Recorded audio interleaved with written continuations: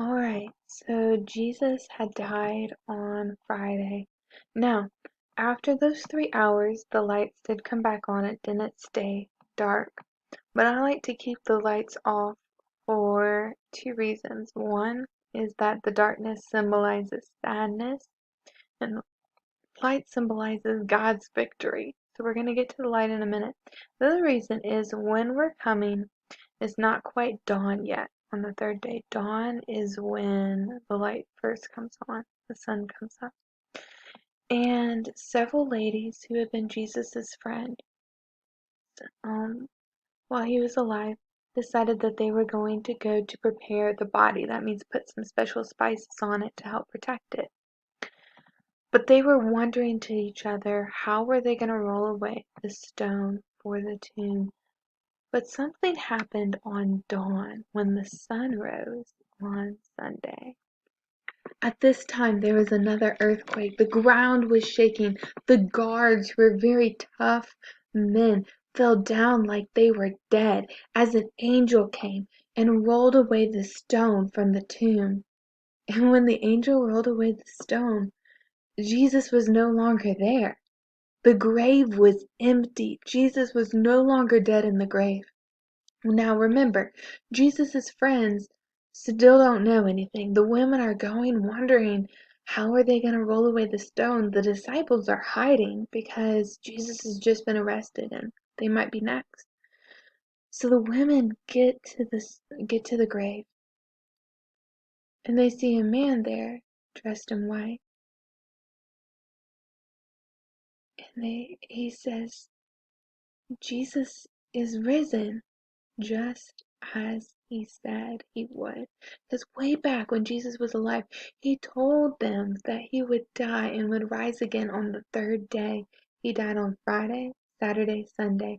He rose again on the third day. And they said, go and tell his disciples. And so the ladies ran back, except one named Mary. And she was just so overcome. She stayed in the garden next to the tomb and started crying. When she hears a man say, why are you weeping? And she sees him and thinks he might be the gardener, and she thinks he might have taken Jesus' body. So she says, Sir, what have you done with his body? And that man was Jesus, and he said, Mary. And then she recognized him. She fell at his feet, and he said, Lord. And he said, go tell the other disciples that I'm here. Well, they ran back, and they told him, Jesus is alive. And she says, I saw him. He's alive. He's no longer in the tomb. But the disciples didn't believe them, which it is kind of crazy. So two of them ran to the tomb, and sure enough, Jesus wasn't there.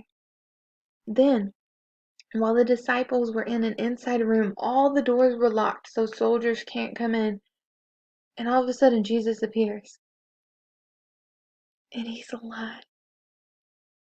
You see, the grave couldn't hold Jesus. He is stronger than that. Not only did he die to pay for our sins, but he rose again to defeat sin. And now he is alive, and he'll be alive forever. He spent several days with the disciples. He appeared to many different people, so many different people, and taught them. And then he told them to come up, and this was many days later. He told them to come up on a mountain. And he said, all authority on heaven and on earth has been given to me. Because of this, so authority, Jesus has all authority. He can say anything. This is what he says. Go and make disciples of all nations, baptizing them in the name of the Father, the Son, and the Holy Spirit, telling them all I have commanded you. And I will be with you even into the end of the age. In other words, I want you to go and tell other people about me. Let them be Christians too. Baptize them. Help them come to know me. And I'm going to be with you. You won't be alone. And he tells them to go to Jerusalem, where they're going to wait. And then he leaves. He goes up into the sky, and the disciples go back to Jerusalem, and they start praying, and they get together with all the rest of the Christians and all those ladies who were friends with Jesus, and they pray and they pray and they pray until one day it was another feast of the Jews. And again, this was several days after Sunday, but it makes me so happy. The disciples were in Jerusalem, and Jerusalem was filled with people celebrating a feast, when all of a sudden the Holy Spirit comes onto the disciples as flames on their head, and they start proclaiming Jesus Christ to everyone. These people who were hiding before out of fear now have courage of the power of the Holy Spirit, and they start telling people about Jesus.